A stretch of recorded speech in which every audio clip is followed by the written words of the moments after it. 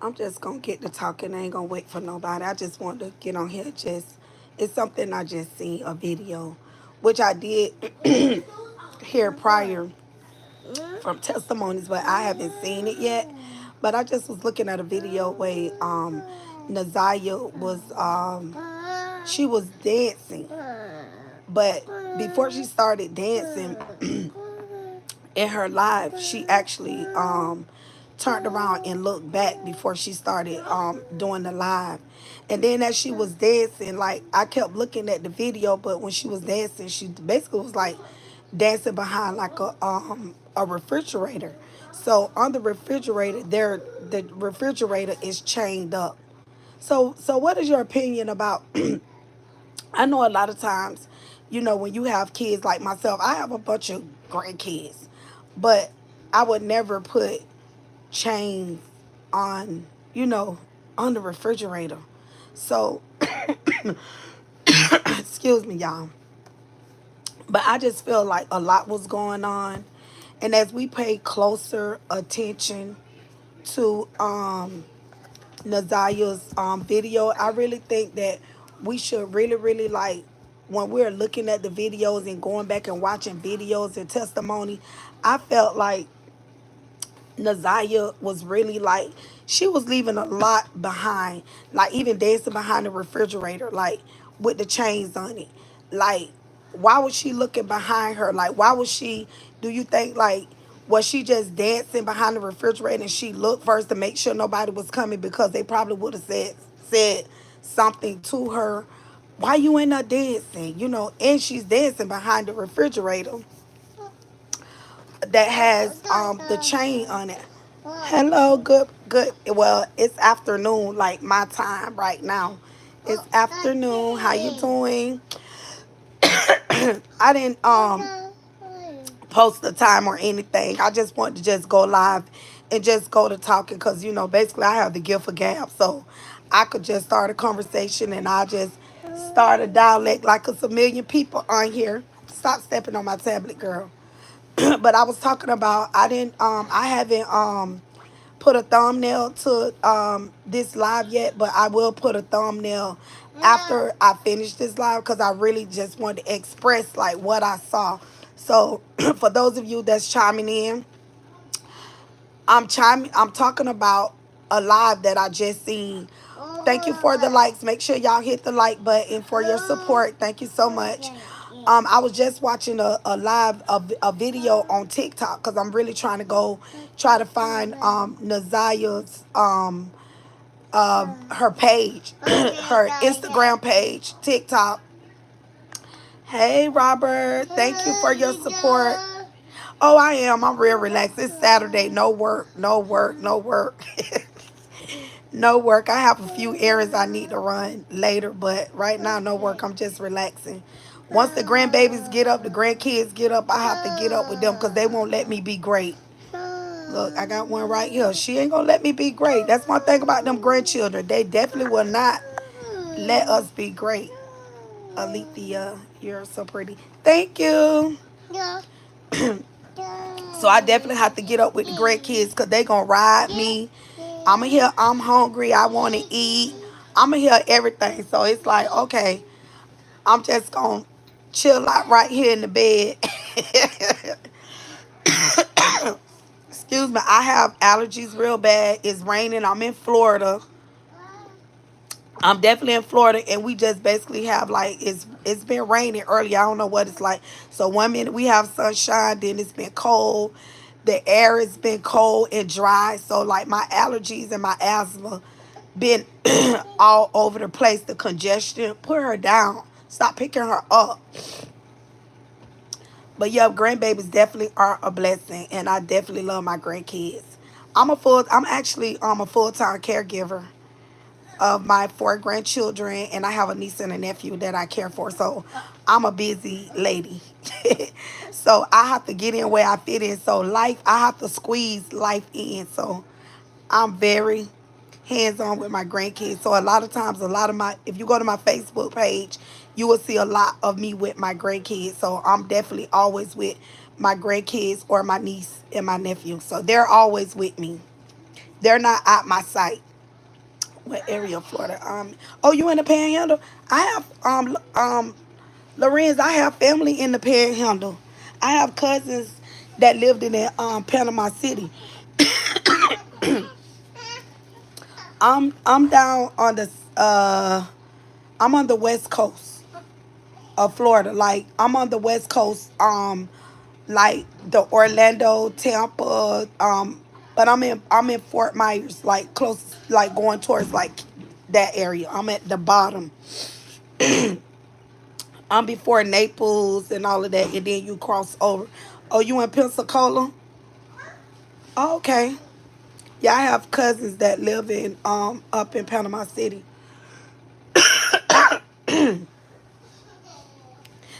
Thank you all. If you all haven't subscribed to my channel, I will gladly appreciate your support. I'm trying to get my goal. I'm trying to make my goal, but I know I can't do it. I need to meet the goal with the help of others. A was just scrolling through. Thought I would say hello. Have a blessed and amazing day today. Thank you, Robert. Thank you for scrolling. If you don't mind, subscribe to my channel if you don't mind. And thank you so much for stopping by. But let me get back to what I was talking about. Enough about me. Enough about me. I could go on forever about me, but this is about Naziah. And like I said, I'm just trying to figure out. I feel like Naziah. It's sad that what this little girl. You could see a broken child, but Naziah, she was for a child. She put the best on the outside, and it was really I think that really she was hurting from the inside, but I believe at the hands of her abuser, he had her believing that she was loved.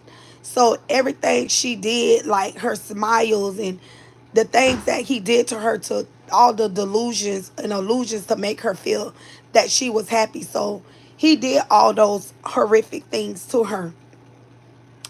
And when I seen the chain on the refrigerator, I'm like, okay. I know a lot of times we have to, with the kids with snacks and things like that. And I know with the house, and we knew that there were a lot of people living.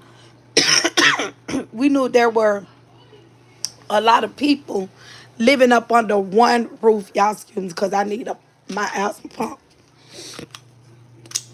Excuse me. I need my asthma pump. And I know it was a lot of people living up under one roof. But why was the chains on the refrigerator? So being that Naziah, we know from the story, I don't think then, but that she wasn't pregnant then, but we know now that it was said that Naziah was pregnant. So can you imagine her being pregnant and there are chains on the refrigerator? So this young girl pregnant probably can't eat and do type of things. So I believe a lot of times she probably was leaving out the house or would probably walk to the store to get snacks and things like that. Oh my God, I want to bring this up too. I seen messages. Hi Terry. Terry, keep your head up. Um, I seen another video where messages were linked between Naziah and her abuser. I even hate saying his name. I'm gonna use him as her abuser, the monster. Where he was, I believe Naziah was sneaking out the house. But from I don't know if I don't. No, I'm not playing with you today. I don't know if the abuser was coming inside the house because he was sending messages to her that he was coming and that he was there. So I don't know if Naziah was leaving out the house or if she was sneaking him in the home, or was she open the door to the basement. I don't know how the houses look in Detroit, Michigan, with basements and all them type of things like that. But there were messages where Naziah was actually either bringing him in the home, or she was leaving with him, like 3 and 4 o'clock in the morning, where messages between the two. Like, that's sickening. Like, nobody not hearing her leave out the house, or wasn't aware of her, like, leaving out the house, or I don't know. I don't know. It's just so much going on with this story, but I'm just here like talking about the chains on the refrigerator. So there is a video, and I really do believe that that little girl was leaving so many signs behind. And I really want to go follow a lot of her videos. I want to start like looking into her videos and really like looking into her life. But I don't really know her name, because they say she had an Instagram. So I don't know if her Instagram's still up. So if any so if anybody know her Instagram, type it in here or send it to my DM, because I want to go and watch. I want to go watch her videos. So that one video I was just looking at, it was somebody else posted the video, and I was like, and I just did a stitch on it. I'm like, it's chains on the refrigerator. Turn this. Look, give me this.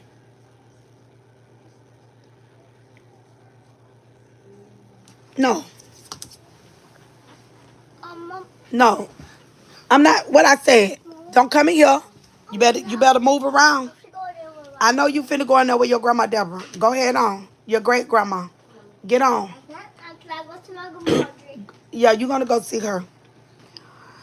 So I don't know. It's a lot going on with this story. Bring me my earbuds. Stop playing with me, camera. Pop your butt. But yeah, Naziah left a lot of signs behind. She left a lot behind. And that was that one video that I just seen with chains on the refrigerator. I was like, oh my God. Like, they literally chained up the refrigerator for the children. So that means the kids didn't have. Turn it off of the. I did. Get out my room. Get out my room. Get out. Get out. Go. I'm not playing with you today. You're not looking at no YouTube videos. Get your butt out my room. No. Get out.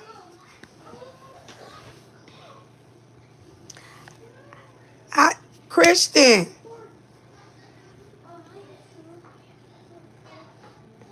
Christian, how you doing? Christian, where you at? Are you on TikTok or Facebook? Where you at, on Facebook or TikTok? Yeah, it's definitely been a minute. I've been following this story about Naziah. It's a heartbreaking story. It's real heartbreaking. I'm doing good, just relaxing. Got to run a few errands later. Just relaxing till later. It's raining, it's cool out, so I'm just chilling. I'm just talking about Naziah. I don't know if you following the story or heard the story of the little girl Naziah from out of Detroit, Michigan.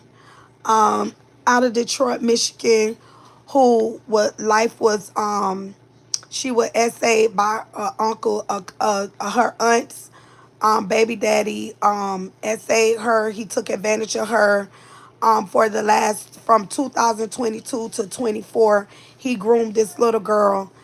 She ended up pregnant, and it's a lot going on. A lot of things with the family is coming out. A lot of horror stories coming out about this family.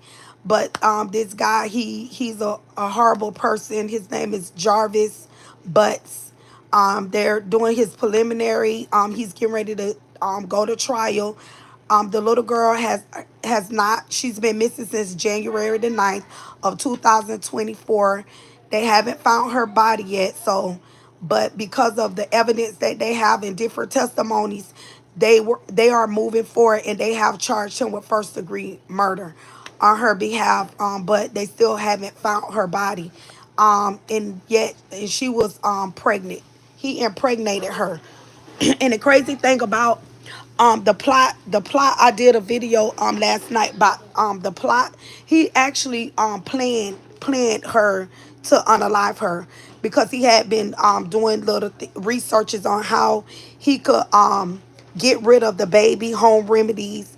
And we're a lot of people thinking that the reason why he wanted to do the home remedies to get rid of the baby with the pills and where you can abort the babies and different things like that, because they would question her and where her parents at and things like that. So January the 9th, Naziah got off her school bus. Um, the monster, Jarvis, who name I hate saying, he was coming back from somewhere with his business partner. They went somewhere, and on their way returning back to work, Jarvis the monster, he seen Naziah walking from off the bus, and he picked her up. And when he picked her up, that was the last time that she was seen. So it's a big story, and I know we talking about everything leading up to that, but there were other things other than the SA abuse. There were a lot of abuse that went on in the grandmother's home too. A lot of verbal abuse. I'm not sure about physical abuse, but we definitely know there were a lot of verbal abuse going on. A lot of things that was said, no, a lot of things were said to make this little girl look like she was grown. When I was growing up, I used to hear that too. People used to say those things about me. Oh, you so grown, you so this. But my question, why were they saying the things about her, saying that in one breath you say, oh, she was a good girl, she was a good girl, she was a nice little girl, everybody loved her, but now all these videos and text messages are surfing up where they saying that Naziah was grown. Oh, she can't be found because she might be, when she went missing, on the day she went missing and she didn't return home, it was said that, oh, is she out looking for some D? Is she trying to go out and get D? So my question, did the auntie already knew about the text message between Jarvis the monster and Naziah for her, for them, cause let the grandmama tell it. The grandmother said the only time she know different things is if her daughter tell her things. So on this day um that um Naziah didn't she got off the school bus, but the day that she didn't get home, normally at a normal time, normal routine, nothing ever was different about her. But this particular day, something was different. Did they really go looking for her? Did they really go looking for her? Or did they go looking like the next day after the grandmama and the auntie them laid down? Because I believe the auntie already seen the text messages. And that's why she felt like they wanted to stage it to make it look like she was a runaway. That she looks like a runaway. And all the time, the little girl wasn't a runaway. So the auntie being jealous, and she see the communication between Jarvis the monster and her niece. You see the communication going on. You found text messages, and you see what's going on that prove that he had some type of relationship with your niece, and the little girl never showed up. Because Jarvis the monster, whether you all know this or not, Jarvis was supposedly supposed to be turning himself in January the 9th. What's she doing? She's on the computer. So on January the 9th, Jarvis the monster was supposed to be turning himself in on January the 9th. But he stated that he had some legal issues that he needed to take care of. So they I don't know if he talked to his lawyers or what happened, but they pushed his date back to February. This was in December. He was already looking, trying to see how to get rid of the baby. But January, he was supposed to turn himself in. But when he found out that hold on, y'all. Get on the bed. Get on the bed. On the bed. Get on the bed. Don't get down. Do not get down. I don't know what the thing is. So on January the 9th, I guess that's the day when he plot and he planned. No, he plot and he planned to make his move on Naziah. Don't get off the bed.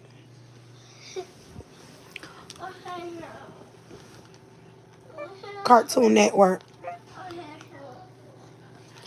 So he planned that. He had it all planned because he knew his time was up. So he knew he had to make a move. But I know I don't want to get into all that, but what I really want to bring to everybody's attention was the chains on the refrigerator. That's I don't know if you all seen that or have you heard it, but I heard that in some testimonies that it was chains on the refrigerator, and I really do believe Naziah. Give me my headphones. I really do believe that Naziah left a lot of signs behind. Hi, Blueberry Boots. I really do believe Naziah left a lot of signs behind for the world to see her life. To see her life, put them back. To see her life, so everybody can see the truth. Go, get up, get on the bed. I'm not playing with you. On the bed, lay down. Go, lay down, lay down. Don't get up. You've been up all morning. Don't get off this bed. Do not get off the bed. Watch cartoon. No, no, she didn't. So January 9th was really like the day he planned what he was gonna do for her. But I'm just trying to understand, why was the chains and everything on the refrigerator. So I'm not sure if y'all seen that, because I heard it. I heard somebody say it, and I don't know where I heard it from. They was like, yeah, it was said that chains, well, it's not allegedly, there were chains on the refrigerator. I did a Stitch video from TikTok because I just was scrolling through TikTok and I seen it. So I was like, let me hop on here real quick and give everybody, like, because I told y'all, like, I'm not gonna like follow, like, I'm following the story, but I'm like picking like what I want to talk about, because it's so much stuff in there, so much that you could bring to light. A lot of things can in her videos and with different testimonies. There's so much that we could bring to light to people about Naziah's life, this little girl's life, and this is so sad. No, you're not. You're not getting down off the bed. You're not finna do nothing. No, no, I don't care. So yeah, those are things that I would be doing. I'll just be pointing out different things and sharing it to my different platforms. You know, different things that I may see, because I'm very visual. I'm a very visual person, and somebody may see something. I might see something that nobody else may not see. No, I'm not telling nobody nothing. I want you to be quiet. This is my live. This is not your live, okay? Grandma talking right now. No, I'm not. I want you to be quiet. I'm not going to let you talk. No, I'm not. So anybody have anything to say about like what I'm talking about? Like how would that make you feel, like growing up as a child, that you like me, my grandkids, they ask, but I would never chain up my refrigerator. Now my snack cabinet, I'm gonna be honest. Now the snack cabinets, I have to lock the snack cabinet, cause I got some that like to walk through the night and they will eat up everything. But I would never put chains on that on a. I had a friend that I know that she lived it with some people, and they had chains on the refrigerator. You know how when you hear this type of stuff and when you hear about it, you literally like have people that put chains on their refrigerator. Like, I don't understand the chain thing. I wouldn't chain my refrigerator up. I wouldn't do that. But if you go look at the video that I did, the Stitch video with, it's clear as day. This is why so many children act out.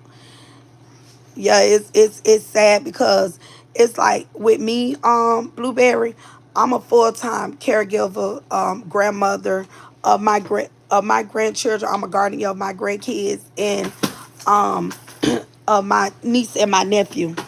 My niece and my nephew.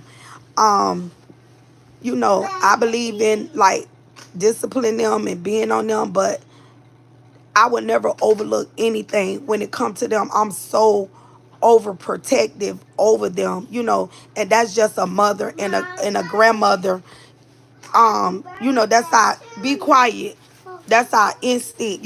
No matter if you a mother, father, or whoever you are, how you can't pick up on the signs that something is going on. That's why it was so easy for her abuser to have access to her. That's why it was so easy for Jarvis to have access. And so many times they told so many lies that Jarvis wasn't around. And it's so much a discrepancy in their stories. They said Nazaria didn't have a phone. Nazaria clearly had a phone. It's even one video. Get on the bed. Nazaria even had earbuds. She even had earbuds, and I'm like, okay. The grandmama was like, I gave her a tablet. Then she say that one of the aunts gave her a phone. Say somebody gave her a phone, but the only way the phone would work was only off of Wi-Fi. How y'all don't know all this going on? This little girl right here in the house. Like y'all don't even know the monster. Y'all don't even know if this man. Hush, hush, hush, Cameron. Like how they don't even know that this man coming in the house. Hush. Here it is. Nazaria and Jarvis are having conversations 2 and 3 o'clock in the morning. And he's let her know that I'm there. So are they sleep? Look, I'm a light sleeper. I'm a light sleeper. How y'all don't know that this baby is leaving out the house with this man? Or how y'all don't know she's letting the man in the house, in the basement? We don't know any of that. A lot of this gonna be like, where was he taking her in the middle of the night?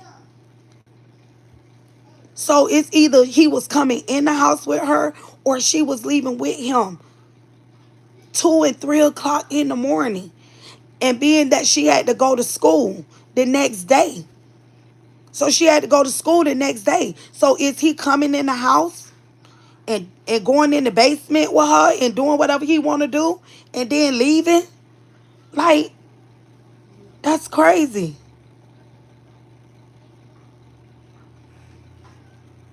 But I work at a school, and one thing about kids cannot, and I'm because I see somebody else say this, when text message threads going through a school laptop, they monitor that. The teachers have a thing where they can see everything that's being posted on the laptop. Even though she had a school laptop, because even that if it's called Google Docs.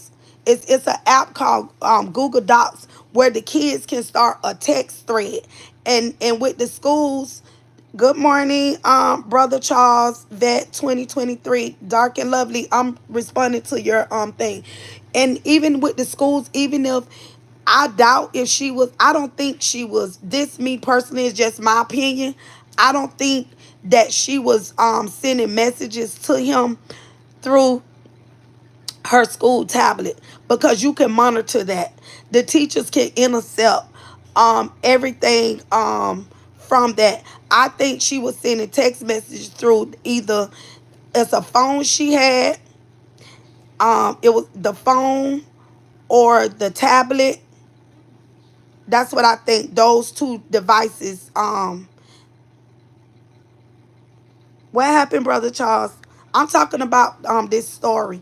But me personally, I don't think, because I do work at a school, I don't think that she was sending messages from her school Chromebook, because we could monitor those. There's like systems, like you could see like what sites they get on. You could see if they like the kids like to play games and all that. So when they in school, you could see everything on the tablets that they're doing.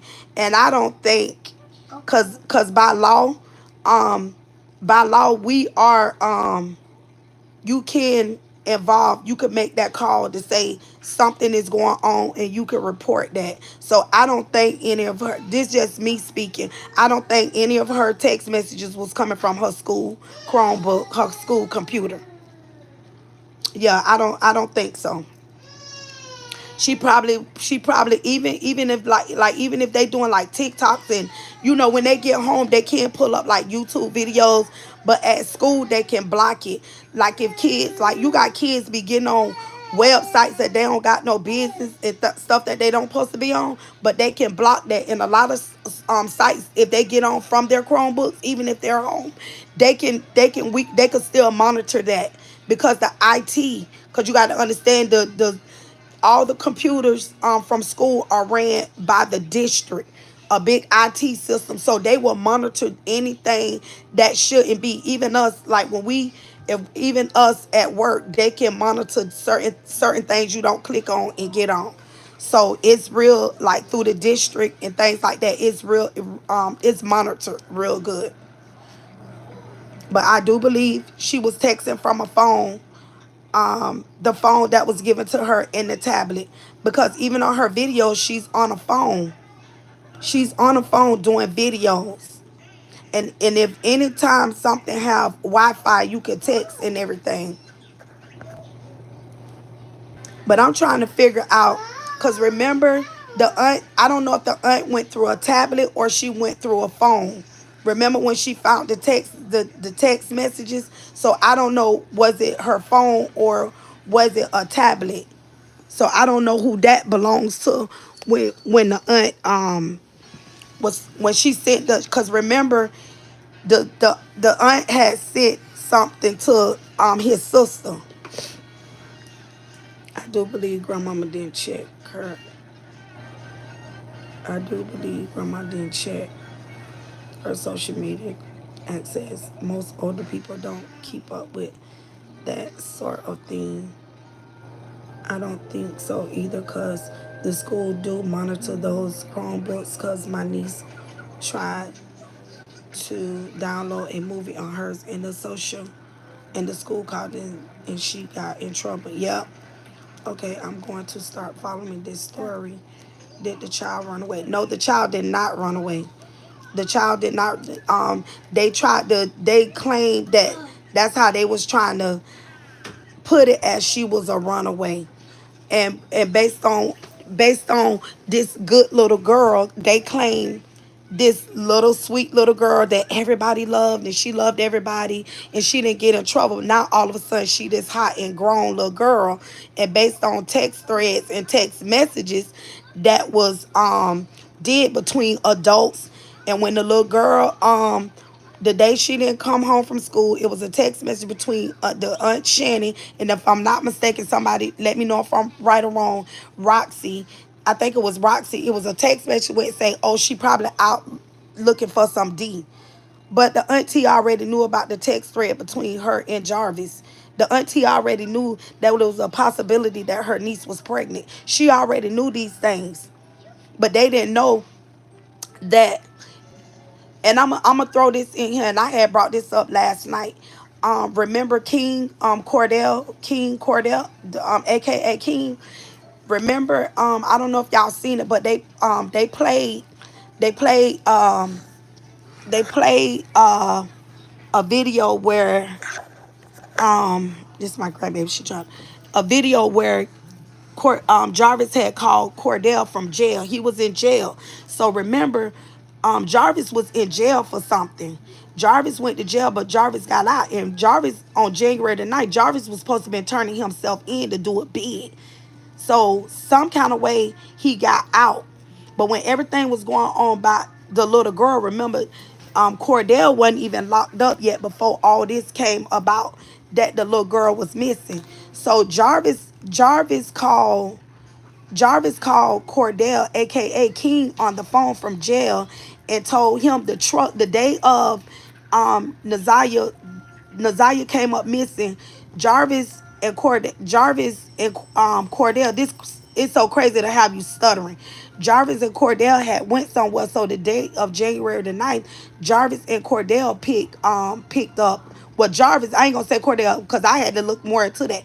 Jarvis seen Naziah on January 9th when she got out of school. So Jarvis seen her walking, and he picked Naziah up that day. That the day she went missing, he picked her up when she got off the school bus because him and Cordell went somewhere. Jarvis seen her walking and told Cordell, hey, there go Naziah. He was like, well, he said, there go Naziah. And they pulled over, and Naziah got in the truck with them, and they went back to the shop where they work at, where they do all their mechanic work and everything. So on January 9th, the whole time from the time um and another thing, but I don't think no text messages showed that. I think he didn't text her that day. So being that he didn't go to jail that day, Jarvis already knew that Naziah was pregnant. He knew she was pregnant. He knew she was pregnant. So that's why he was already looking, trying to see around December. He was trying to see how he could get abort the baby before he turned himself in. So when Jarvis was in jail, Jarvis called King, his business partner, and say, hey, I need you to, I think he said it was on the second seat.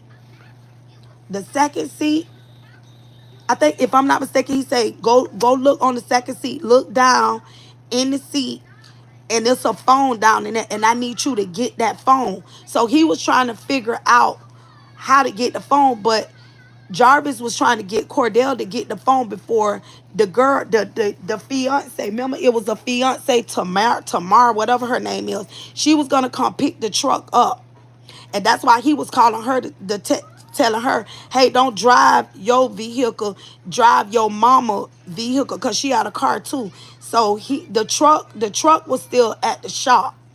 The truck was still at the shop, and it was a phone, but Jarvis wanted Cordell to go get the phone. But based on testimony, but let me get this the kicker, y'all. This the kicker. I mentioned this yesterday on my live yesterday. So this the kicker. So do y'all know that Jarvis and based on testimonies from Cordell, because y'all know Cordell in jail. Jarvis and Cordell had kind of bumped heads maybe like twice or three times. They was discussing about the women that they talk about, but come to find out, Cordell was messing around with Jarvis' daughter. She was like 20 years old. I don't know how. And when Jarvis found out about Cordell messing with his daughter, I think they kind of had words, and Jarvis felt some type of way. Hey, Sharice. How you doing? Yeah, so Jarvis felt some type of way about Cordell. So I believe the plot was to take I believe Jarvis was plotting to take Cordell down with him. To take him down with him. And he say, I'm already plotting, so this will be the perfect motive. The perfect motive for me to pull him in with me to make it look like he was in on this with Naziah. Remember when the sister testified, remember when Jarvis' sister testified, she stated that when she seen the little girl getting in and out the truck, she asked Jarvis who was that little girl. Because she had never really seen little girls there other than when her nieces come there when they do the cleaning. But that particular little girl, she didn't know who that little girl was. So what Jarvis did, Jarvis the monster did, to throw the sister off, because he already knew he had a motive. He already knew what he was gonna do. That's why she was with him all that day. But I don't understand how the grandmama them didn't. Y'all went looking for her on the day she went missing, but y'all never went to the mechanic shop knowing that this is another place that the girls normally go, because they go there and clean up for Jarvis.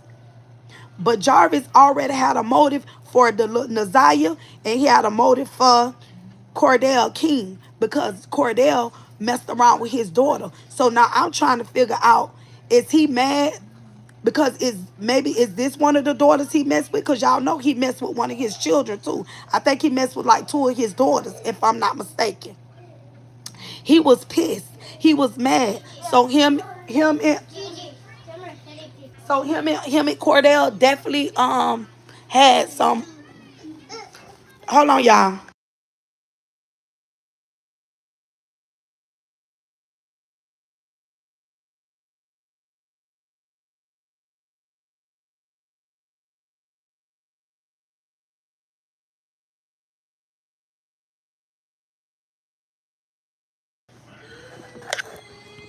I'm back, y'all. So yeah, so that day, so I don't know if y'all know that, but Cordell, so when they went looking for the little girl, let's keep it real, hey. So remember when they picked the little girl up, when Jarvis seen Naziah, Cordell was with him. But I don't know if y'all know this, but because of testimonies from Cordell, him and when they was cross referencing him, they was like, well, have y'all ever had like any words? And he was like, yeah, you could say that. You could say it. So in Cordell testimony, when he was saying him and Jarvis had don't bump heads, and they bumped what? Can I get some cereal? Yeah, did you just have cereal? Yeah. Well, why you get cereal again? Yes, Omega. So these grandkids of mine, they won't let me be great. But so during testimony, Cordell was talking to Jarvis' daughter, his oldest daughter. I guess the girl, like, she might be older now, but I think she was like around 20. So hear me now. Jarvis had a court date. That's why Jarvis wanted Cordell in jail, because he was on parole. Jarvis knew that Cordell, aka King, was on parole. So now he don't got himself in the mix. He don't got himself in the mix. Cordell don't got himself in the mix. He don't got himself in the mix, and he don't even realize that he don't got himself caught up in something that he can't get himself out, because thank you. Listen, because Cordell is on parole, and Jarvis know that go. Jarvis know that Cordell King, yeah, King. Yeah, that's King. Cordell is AK King. So Jarvis know that King is on parole, because remember he called him. King was still out. So Jarvis made a call to King to get the phone, because remember Naziah was with them on January the 9th. They was all together. So Jarvis called, give me that. Give it here. Give it to me. Yeah. So Jarvis called hold on, y'all.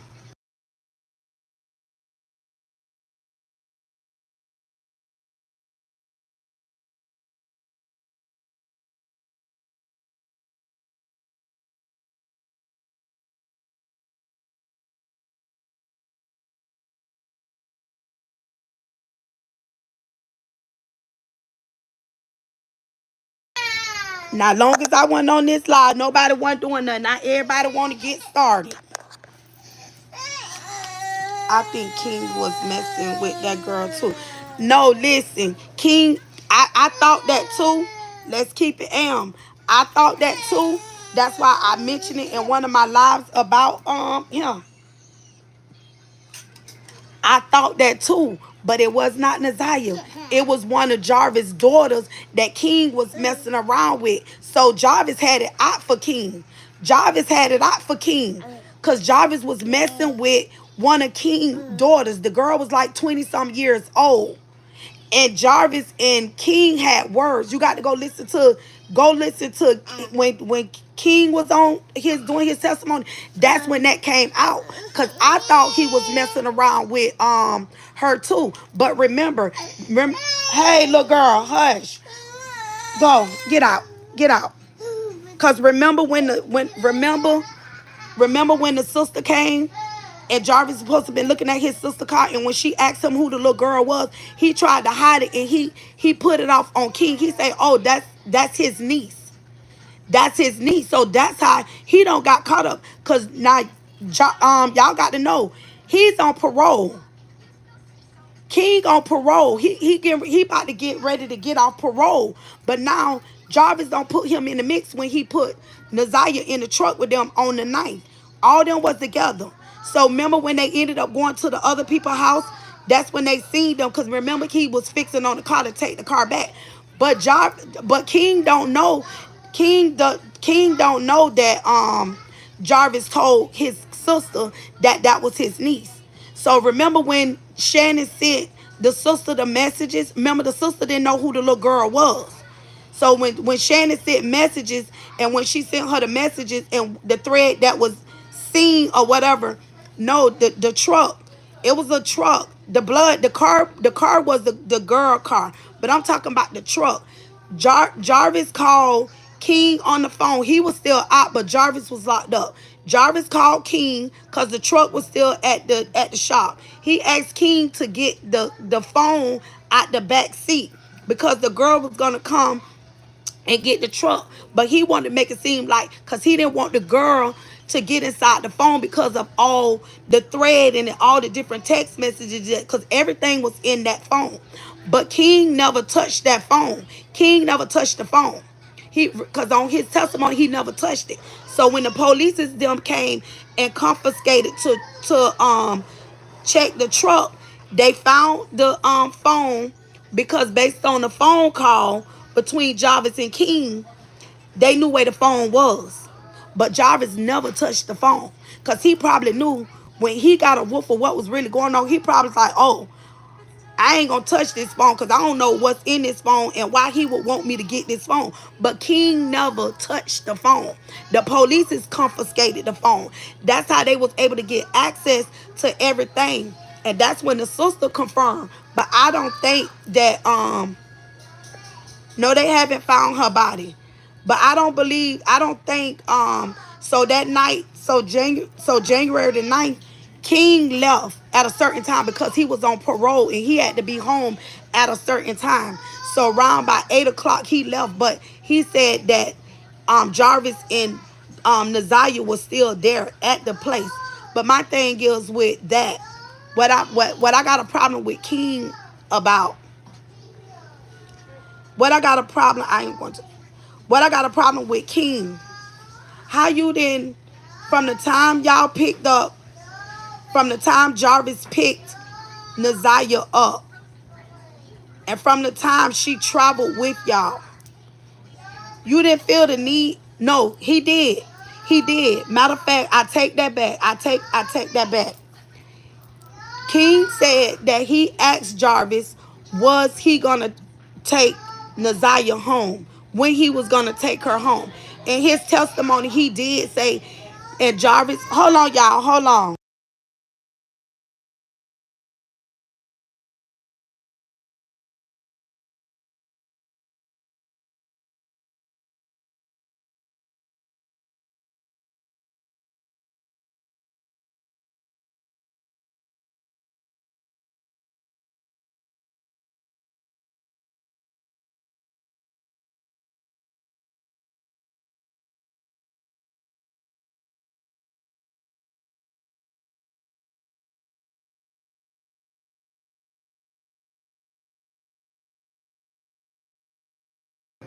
Sorry, y'all.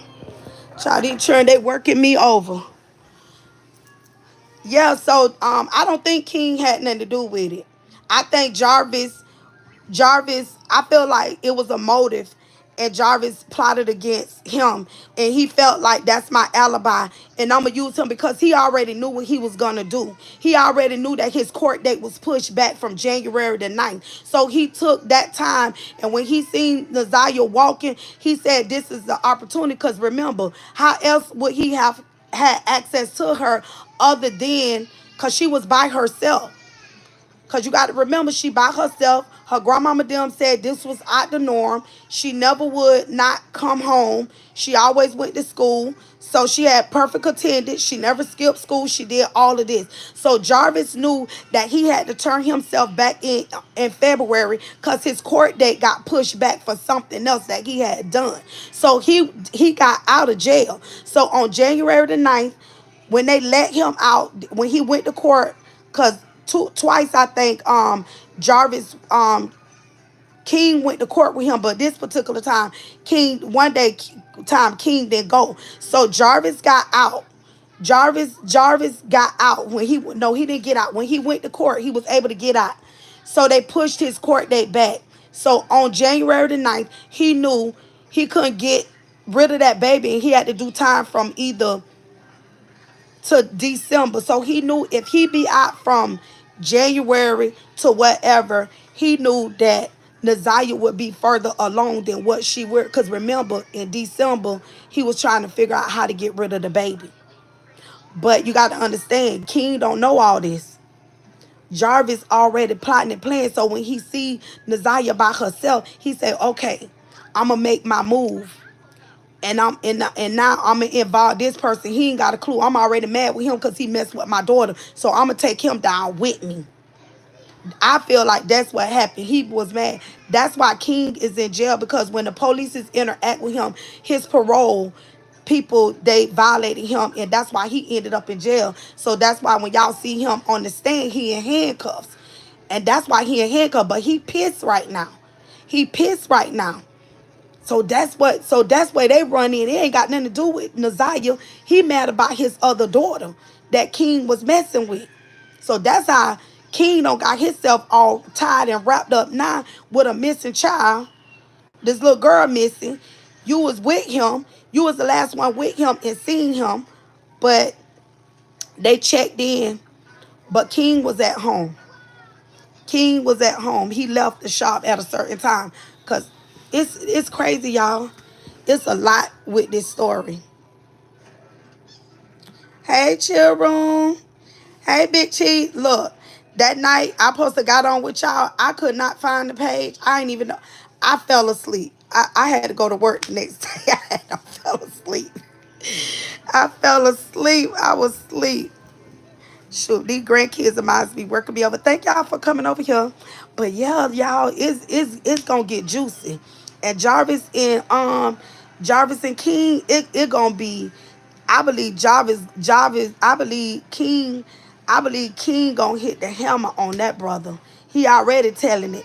Cause Jarvis is mad at King about that.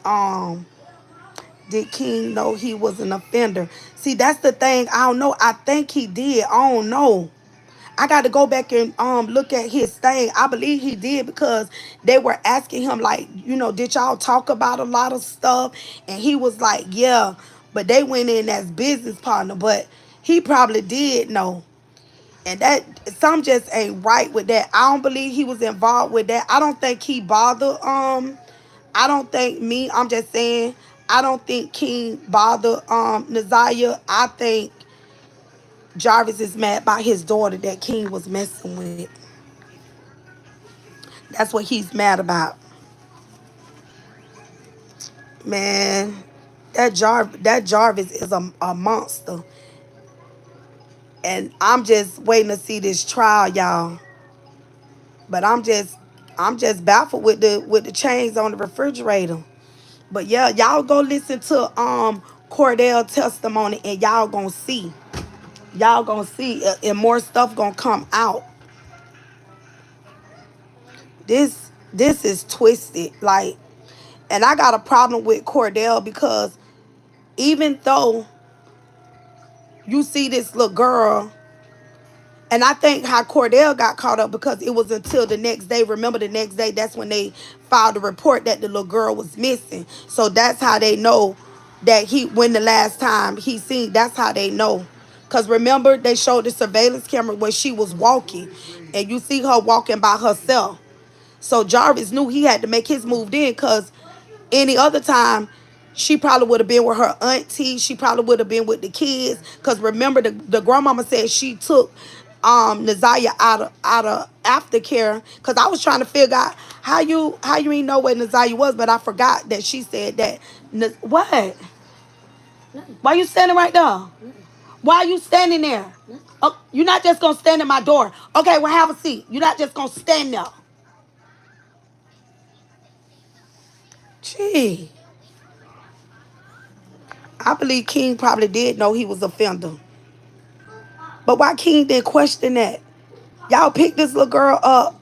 It's already night. And that's how I know the grandmama them didn't even go to the shop. Ain't no way because if the grandmama them was looking for Naziah the way they said it was, hey Gloria, thank you for stopping in. If the grandmama them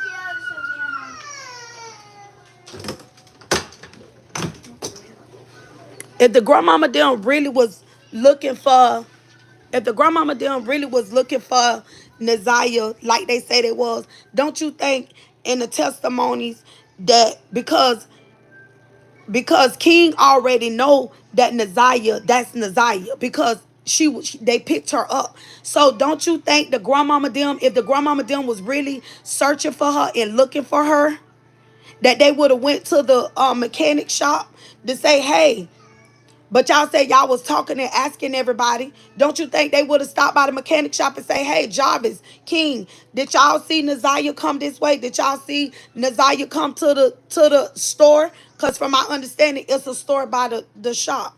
The grandmama them never even went that way. They never even questioned Jarvis.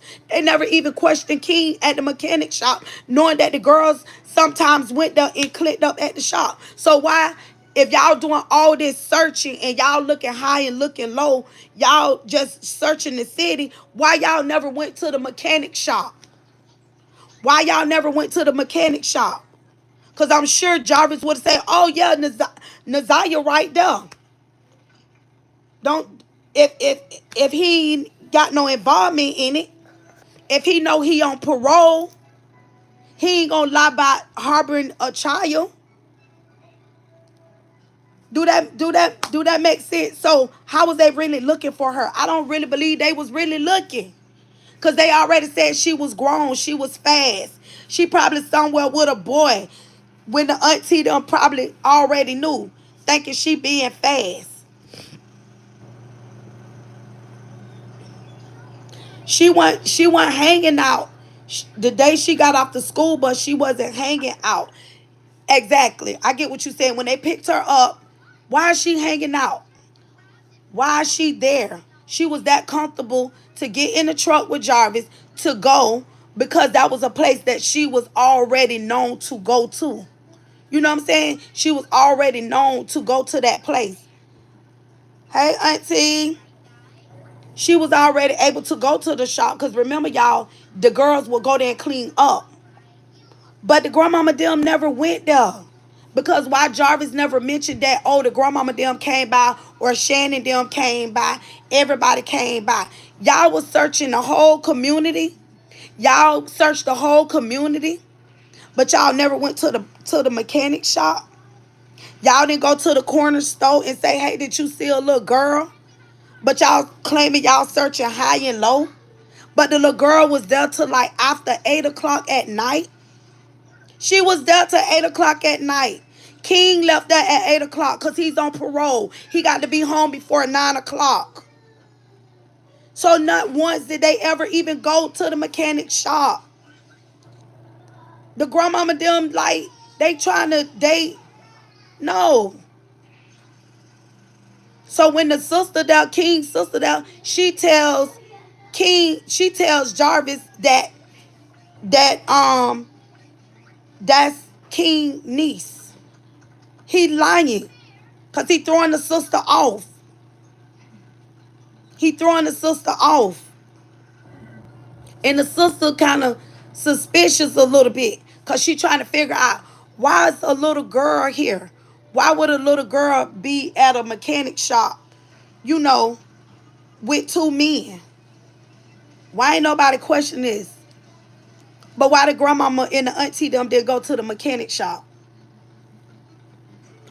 Hey, Gigi Edwards. Or did Shannon text Jarvis? Or did Shannon text Jarvis to ask, did he see Naziah? Y'all think she texts him? Do y'all see any messages where it's a possibility? Because I got to get back into the videos and all that to find out if she texts him to see if she texts Jarvis to ask Jarvis had he seen the little girl. And I do believe Jarvis set King up. I don't know how far along she was. I don't know, but one video she got on a sweater. You could tell her stomach was kind of pooched out. Cause that was okay. So if he was looking back in December that she was pregnant, cause remember he had to turn himself in January. Gigi, that family is full of it. Grandma and the auntie. Yeah, they full of it. They're definitely full of it. They full of it. Y'all, every time I think about it, I'm like, and then when you hear other family members coming out talking about what the twins did to them, touching on them and all that, oh my God. It's crazy. I need a drink. All this time I'm thinking you are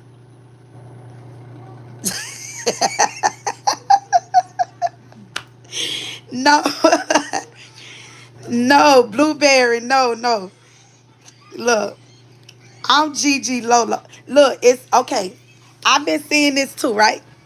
So it's I seen a Gigi Edwards. I seen a Lolo, but Gigi is my nickname. When I first came here, I was Camellia, so I got a bunch of names, but Gigi is my nickname. But Lolo is my son. Angelo is Angelo is my son, so my thing always be Gigi Lolo. I thought you were Gigi Edwards.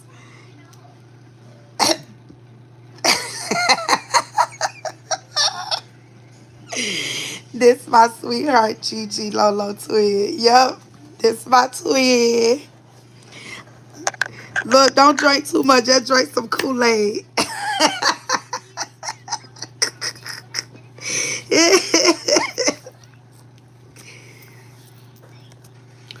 Y'all, that story is so disturbing. Like, but I just wanted y'all, I want y'all to put y'all antennas on Jarvis and King. Y'all need to put y'all antennas on that. Cause it's more gonna come out. It's more gonna come out. They ain't let the rabbit out the hat yet. It's more gonna come out. And I don't know. I ain't trying to save King. He's innocent till he guilty. But I got only problem I got with King because Nazaria was with him and Jarvis when Jarvis picked her up and she was walking. I don't know what direction she was walking in. They tell you which way she was walking. I don't know if she was walking home or she was walking um to where he was to the shop. But I'm just trying to figure out why they never went to the shop. Being that the auntie already know that Jarvis is a pedophile. He's a pedo. He's a monster. He's a habitual pedophile who did 10 years. The man did 10 years for two girls that he already had SA, that he messed with. He did 10 years. But she brought this man into her life. And not once did you think to say, I'm not going to trust his word. He's not to be trusted. But you so in love with him, you just going to believe what he say. But not to just ride by saying, you know what, even though you know how our antennas, they could tell us one thing, but we say, that instinct, that women's intuition say, no, I ain't believing that. Let me get in my car and let me spin some corners. That's what I would have done. I would have been spinning the block. I know you saying this, but no, bro. Let me go on and spin the block on you. They ain't spin no blocks. They took his word. Stay on this story. I live in Michigan. I know somebody that knows this family. They saying this family is messed up and been this way. And another thing, Gigi, why is the mother so mad with her daughter? Why the mama so mad with her daughter? Why is she so mad with her daughter? Why they say the mama had other kids that ran away? You got the brother that ran away. Why everybody running away? They got chains on refrigerators. That's a prison. That's a prison inside that grandma house. It's a straight prison. And all those kids need to be questioned and taken. They need to talk. Because for the stuff that one for what the sister Marquita, the other twin, the things that she witnessed and what she saw, and he tried her too, and she told him no. She watched him having acts with the other girls. She watched and seen him messing with Nazaria. She watched and seen them, and I believe when they brought her in, I believe they was trying to groom her too. It's it's like kids grooming kids.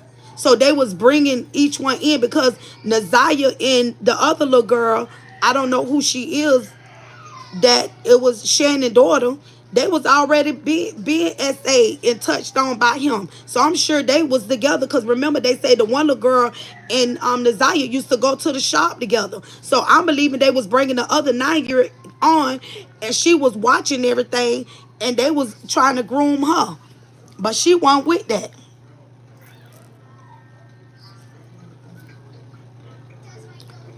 Sounds like a Sounds like a lot of corporal punishment these kids were enduring. Yes, you can tell the way grandmama talked to the kids. Grandma was messed up when she was a kid. Yup.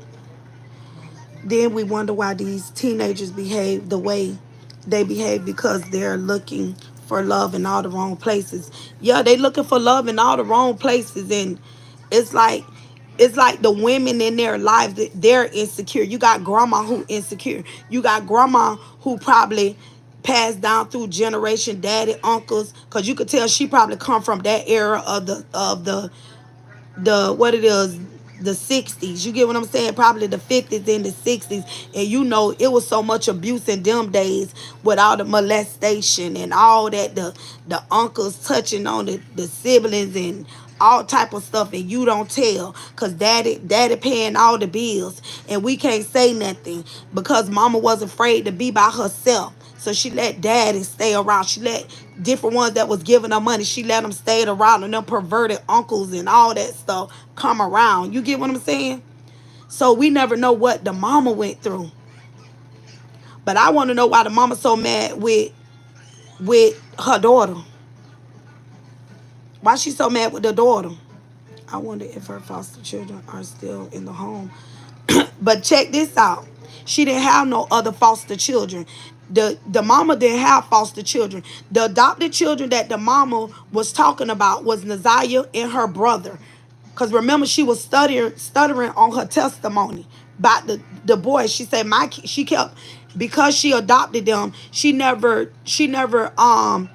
when the grandmama kept talking about Naziah and her brother, she never acknowledged them as her grandchildren. She always said, my children, my children. And remember, Shannon moved in with her with her 5 kids.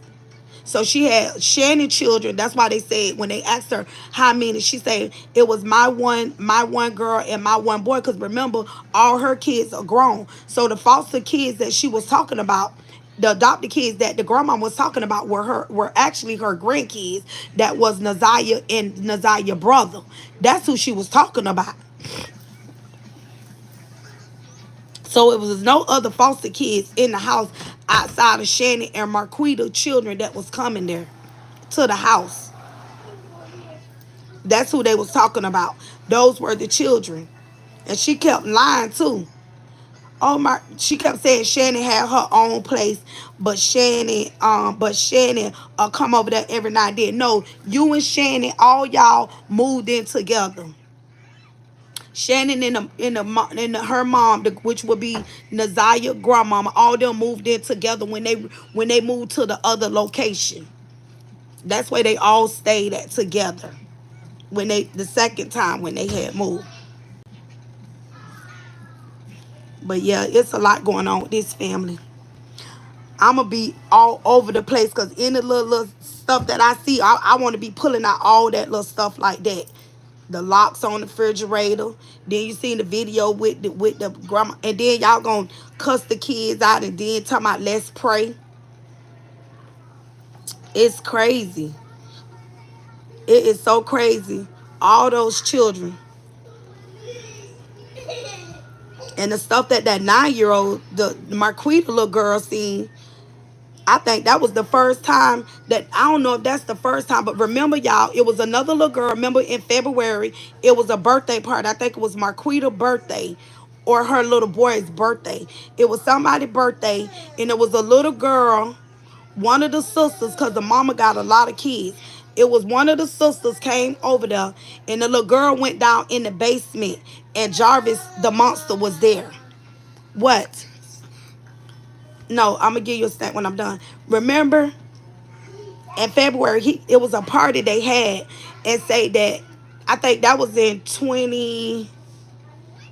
It wasn't in 20, was it what it was, 21? It was around that time. I think she had a birthday party in 2022 or something. I can't remember. I got to go back and look.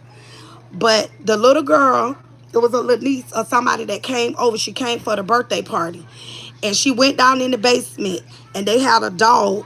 And they say Jarvis was in the basement. I guess he was down in the basement or followed the little girl down in the basement. But the girl walked away from everybody. She walked away from the party. And the little girl went down in the basement and playing with the dog. And Jarvis, the monster, touched the little girl. They say the little girl ran and told them she was crying and said call her mama because she wanted to go home. And they kept saying that the little girl was a liar. And one of the family members reached out, a cousin said y'all need to call CPS. Say they called Shannon and Shannon was like, oh, we gonna do it. He said he didn't touch her and she lied. And the one girl said, well, if you don't call CPS, we gonna call CPS. They say the cousin or whoever she was ended up calling CPS. But they was like, well, they didn't see nothing, nobody couldn't prove it, that the little girl was lying and they couldn't prove it, and the police then was saying that they couldn't do nothing about it. It was so many signs and so much stuff was going on that it's a shame that it cost the child her life. And not everything is blowing up now. Everything is going on now because everybody ignoring the children. So now you got these kids in this house where nobody is believing them, that you have a habitual pedophile in the home, a habitual pedophile in the home. You got these kids being verbally abused. Nobody's believing nothing that the children said. And now you got Jarvis seeing all this. He probably taunting the kids. They not going to believe you. Their abuser taunting them.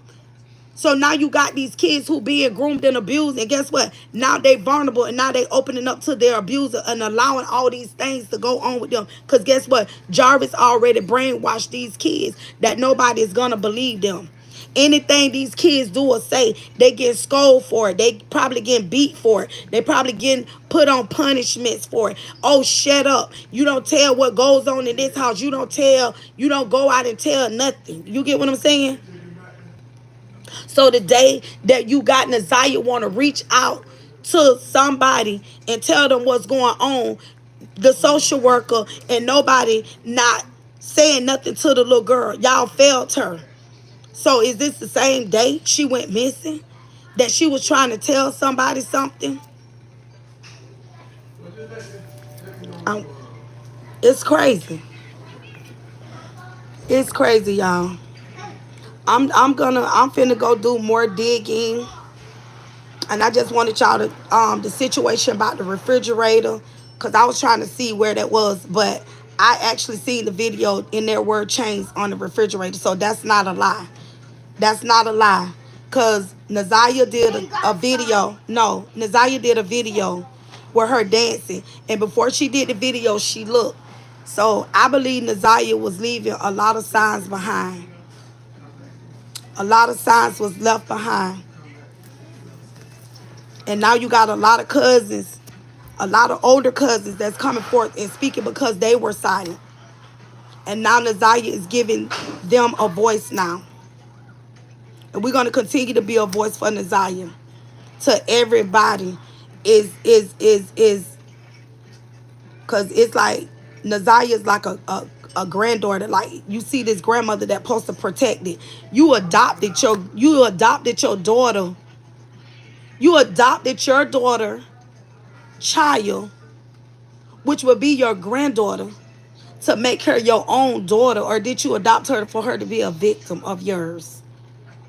You dog her mom, you drag her mom, then you got the story with the dad messed around and had her and didn't want no involvement because he was too busy trying to make it right with a wife. Okay, I know the wife gonna feel some type of way, but here it is, a child, a dad wrote off his own bloodline, wrote her off, and then now she missing. He didn't die from congested heart failure. That's not what he died from. He died from a broken heart. We all know the dad was sick. He didn't die from congested heart failure. He died from a broken heart. He died from how he felt his daughter. He died from a broken heart that he couldn't change nothing that he had done. 8 years later, you get a call, your daughter missing. And the little girl, nobody still can't find her to this day. I just pray. I pray that this monster Jarvis, because Jarvis is not getting off. Jarvis gonna be charged to the full extent. And I pray, because he's never gonna get out, I pray they throw the book at him. But I pray that he could find somewhere and dig down in that monstrous heart and pray and ask God to give him the balls, to give him the courage to tell where that little girl's body at. We know her body probably decomposed, but they have technology where they can still, if any, to her skull, if anything with punctures, if it was stab wounds, bullets, strangulation, they could still with even with the body can decay, but the bones can still. We pray that the bones are still intact, that the body is still intact, that this monster, that he tell the truth, and just at one point in his life just say where this little girl body at. But being that he's a monster, he probably will take it to his grave, because that's a trophy for him. Because you know what it was? If I can't have you, nobody gonna have you. Because the little girl even was being accused of, when he was telling her, she was like, I'm not messing with nobody, I'm only you. Because he was trying to put that baby on somebody else. But I hope he tell where her body is. But he'll probably take it to his grave. And one day somebody may stumble across her bones or something. But I pray that they find that. But he's a nasty individual, and he probably would never disclose the location. And I really feel that, remember y'all, he went to a motel, remember that? I believe that baby body somewhere close in proximity. I believe that baby body probably buried somewhere where they least expect. How we know the baby body may be buried in back of the mechanic shop.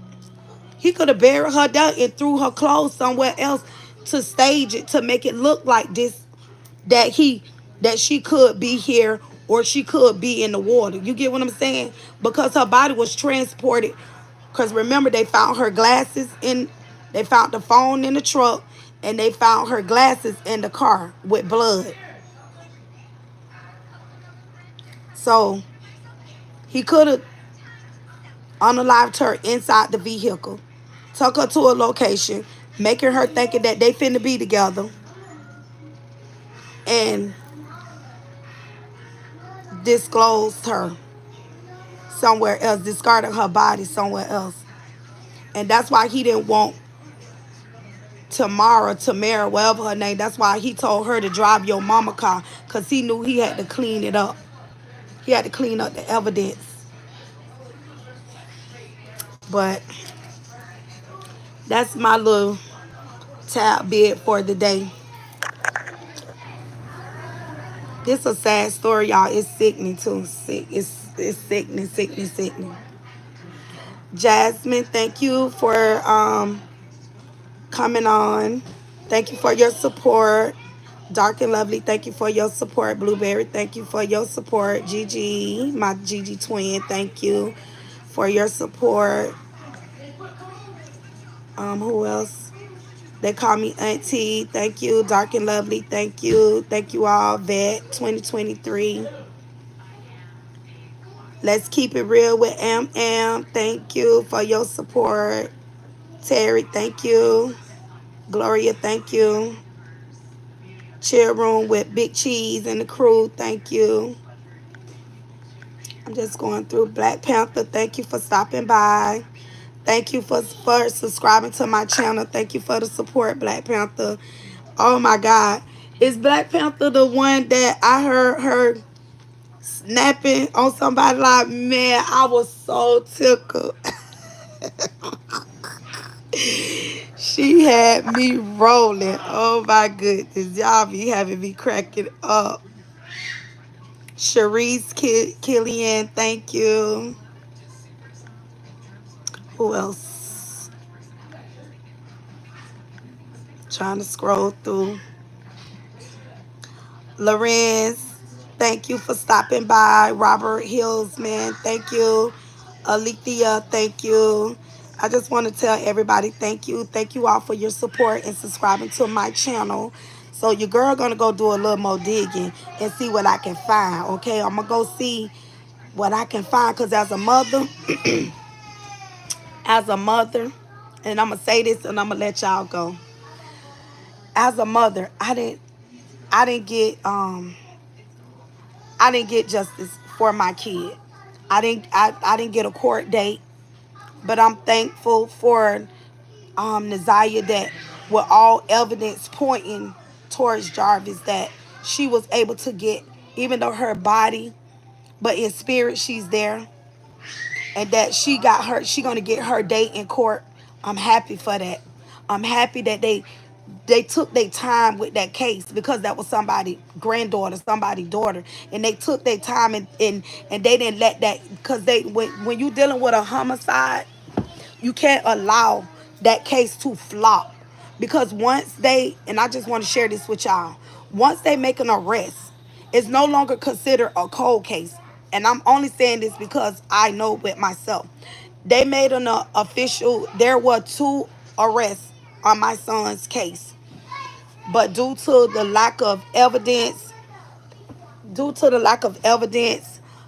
and once time progressed on, it's not considered a cold case because they made an arrest. Where you going?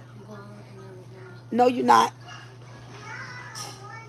You can't. They don't call it. They call it a cold case after they. Only way it's considered a cold case if they haven't made an arrest. But that evidence have to stick. That evidence got to stick to fit the crime, the charges that's coming forth. And I pray that they do not let this flop. He already did 10 years, but I know she's gonna get justice. And because I'm a mother that have not got justice for my son, I have not had not one court date. It's finna be 19 years. It's finna be 19 years. I never been to court. I haven't had a court date. I really feel like in my where I'm from, they flopped on my son's case. And the only way my son's case can open back up, not just my son, but my aunt, they unalived her kid too. He was the victim, my son a victim too, but his life just got taken for nothing. But we neither me nor my aunt, we have not been to court. We haven't seen judges, jurors, any of that. And it's this year gonna make April the 27th is my son's birthday, and his life was taken the day after his 18th birthday.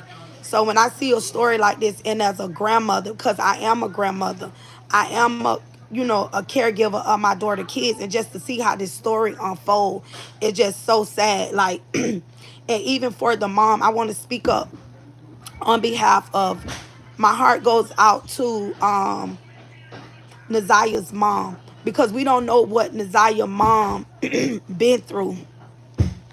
We don't know what caused Naziah's mom to want to turn to drugs, and for her to run away, and her situation, with Naziah, the daddy don't want no parts of her life.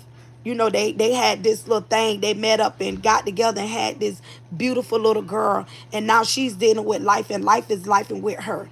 And she's struggling to take care of her baby, and the dad don't want to be involved in things like that. So my heart really goes out to the mom. I don't want to speak nothing ill will towards Naziah's mom, because I know as a mother that lost a child, even though the grandmama and the auntie them, but Naziah's mama is a mother that lost her child. Nobody don't feel what she feel. She carried Naziah, no matter what the situation may be, no matter how we may view it, but that's a grieving mom. So much has been taken from Naziah's mother as well. Baby daddy wrote her off. He don't want no involvement with her. Mama come along to be the guardian because I'm going through. But not only did she want to sign off as permanent guardian, but you went further as to adopt, because CPS them do give you the choice. If you feel like a family member don't step up, would you adopt? Because they kids go get her and fix her some milk. That was the only cup she had, the one I told you. Get her some milk in a regular cup. Yeah. And I'm saying this because I also want you all to open up your hearts. Be fair to the mom. Be fair to Naziah mom. Give her the benefit of the doubt of everything that's going on, because she's not even in the loop. She's out the loop because she don't have no say in nothing. Naziah mom don't have no say in nothing because the grandmother adopted Naziah and her brother as her own children. So Naziah biological mom is wrote off, but we can't forget about her. Say a prayer for Naziah's biological mom. And my heart really goes out to her, because when I think about my own daughter. You got a mom that's roped her daughter off. You adopted her child, and now her real biological mom don't have no say in nothing. And everybody like, where her mama? Where her mom? She ain't got no say, because the grandmother went as far as to adopt the kids. She's out of the equation. She's out of everything. She don't have no say into nothing. Even me as a caregiver, they offered me, oh, do you what you think about adoption? I told them to their face, I would never adopt my daughter children. I would never adopt my nieces and nephews. I would never do nothing like that. The grandmother had a choice. She had a choice. She didn't have to adopt those kids. She just had it out for her daughter. And I'm just going, you ain't gonna never get it right. I could imagine all the stuff that she was saying to her daughter. You wanted to hurt her even more. And you really hurt her, because her child that you adopted died up under your care. And I'm sure she tried to make Naziah mama to be the worst mama in the world. But you later find out you want a no good grandmama. You want a good grandmama. Don't let her drink it. Hold the cup. Oh, okay. Come on, Mama. That you haven't. Did you have to go outside and play? Yeah. Oh, Mama. That you, justice for your son, pray that one day. Yeah. Thank you all for the prayers. But like I said, that's why I feel like this this story here. Stop, kids. Turn it up. Calvin in now. Oh. Come turn it on Gracie's Corner for Legacy. Bring her in here. Turn on Gracie's Corner. And when I see this story, it's like it really touched home, you know? Girl. Turn it on Gracie. It really touched home, you know, me as a mother, that I have not, you know, got the justice for my son, you know, the people that's involved, you know, with taking my son's life, my little cousin's life. They still walking. They still out and about. One of them is in prison, but they never, you know, was charged, you know, because of the information. My the person, hey, the witness that I did have, the witness was tampered with, and I later found out through my paperwork in my black and white that there was another witness, but they claimed that that person wasn't credible. But the witness that I never knew about till last year, that's in my son's black and white, that was a very credible witness to my son's case and my little cousin case. They never mentioned that witness at all, because they say they felt like that witness wasn't credible, because they felt like he was in jail and he was just trying to get his time cut, and they felt like that he wasn't credible because he was only trying to use the boy's case for the benefit of him. But I felt like the state attorney should have let me and my auntie be the judge of what we felt, you know, to bring it forward, to allow, because the crazy thing about this, and me talking about my story right now, because I don't want to take away from Naziah at all. That's not what I'm doing, but I'm just using my story to say, what I've experienced, with my case with my kid, and I felt like later on down the line, the person that was in the paperwork that looked it more credible to my case, they never mentioned that person to me. So my case flopped. They closed. My son and my little cousin was unalive in 2016, a day after my son's 18th birthday. And then after that, um, they closed the case out within like the same year of that. I believe the girl. I believe the grandmama was keeping her away from the dad. Grandmama knows she failed her grandkids. Yeah, she kept and I think to me, and with the situation with the dad, I think with the dad, and that's, oh, there go Gracie, grandma. You see Gracie? There go Gracie. Come watch Gracie. You ain't watched Gracie in a while. But I got to go listen to the dad's testimony too. And I believe the dad I believe when CPS had stepped in, I think the dad just didn't want to have no involvements with the mom. So he probably said, you know what, I don't want to have nothing to do with her. She's a handful. She's too much. And I think that's why but the dad shouldn't have never did that. Because once she adopted, that was a wrap.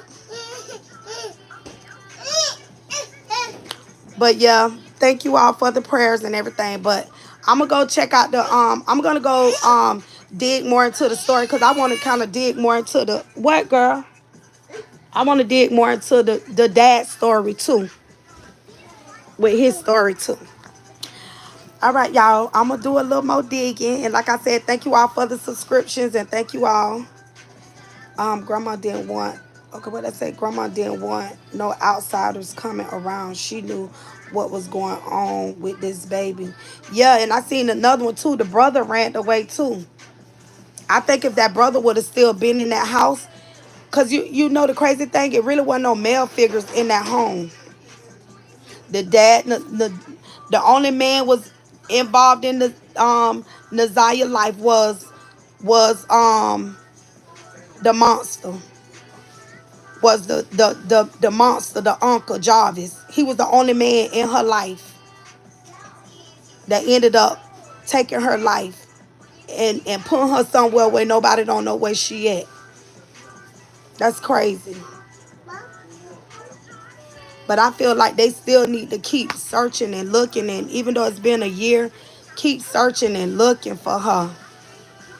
I see that girl Mimi. I don't know who she is. That content creator. She drove 20 minutes from wherever she lives. She went and broke in the mechanic shop. It ain't funny, but she is, honey. She's pissed. But thank you for the prayers, Jasmine. But yeah, it's gonna be 19 years. I'm trying to see what I'm gonna do for my son this year. I normally do.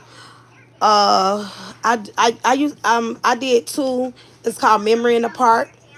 And I do a Memory in the Park where families come out in the park, do the bounce house and music. So I'm trying to think what I'm gonna do this year for my son thing this year. And it seems like every time I do it, be so much going on around that time, but I still, put my best foot forward, for my son and my little cousin. So I will continue. Who said that? I think that was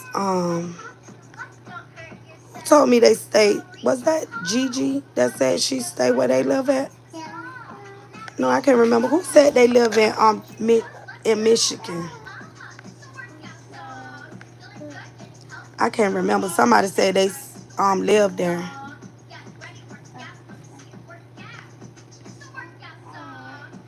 Oh, you live. Okay. I couldn't remember who said it. But yeah, I'm gonna go do some more digging so I can point out some little pointers to y'all, so y'all can see some things that probably went like, oh, I ain't see that. It's like a movie. You know how like with this story, it's like a movie. Like, oh, you missed that. Like even with Jarvis and King. And I was like, it was like on my radar. And King got on my radar because I was trying to figure out how King didn't feel some type of way about Naziah being at the shop with them that late from the time they picked her up from the bus stop. How he didn't feel like that was weird and that was kind of off for this little girl to be by herself. And the whole time he said she wasn't saying nothing. But yet you got Jarvis framing you that this your niece. And you don't even have a clue you being framed that this your niece. This crazy. That is crazy. I remember one day my little niece got off the bus and they put her on the wrong school bus and I almost lost it. I was born and raised in Detroit. I just moved to Jackson, Michigan, but my family and friends is still in Detroit. Oh, okay. They still in Detroit. Okay. What you doing? Thank you. Her brother said he got his story to. Puh. But you know what? By his story, his story gonna, you can't tell nobody how to tell their story. But I guess he just can't lash out the way he wanna lash out. But yeah, I seen the little brother too. I want to start following his story. I want one of his lives he did. Yeah, you could tell he been through a lot too. He probably used to get a lot of butt whippings. That's probably why he ran away.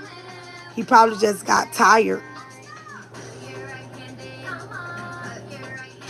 Yup.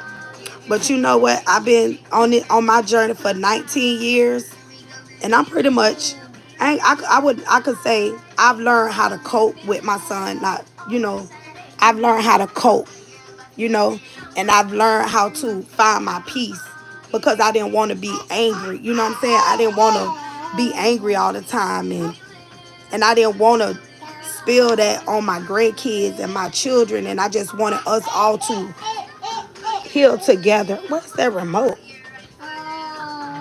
Because Grace is loud.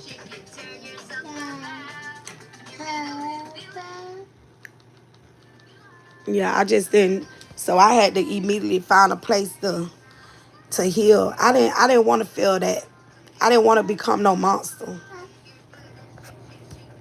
And I do. I feel some type of way about it. Now don't think I don't. I do, but I try to have more good days than even keeping myself in a positive air. I like to stay positive. All right, y'all. I'm gonna hop off of here. Like I said, you're not gonna step on my tablet, little girl. But I'm gonna let you all go. Enjoy y'all day. And if I get something else, I'll let y'all know. And I'll come back with the teas and the lemonade. All right, y'all have what that's. That's wonderful. You are walking testimony, Gigi. I'll keep you in my prayers. Have a good day. Thank you, Gigi. Thank you so much. And again, thanks everybody for stopping by and for subscribing to my channel and supporting me so I can be able to get myself out here and tell my story as well as I went through my healing, and I'm still going through my healing with the loss of my son Angelo, my Lolo. All right, y'all have a blessed one. I'm logging off now. Hold on. I'm going to share this.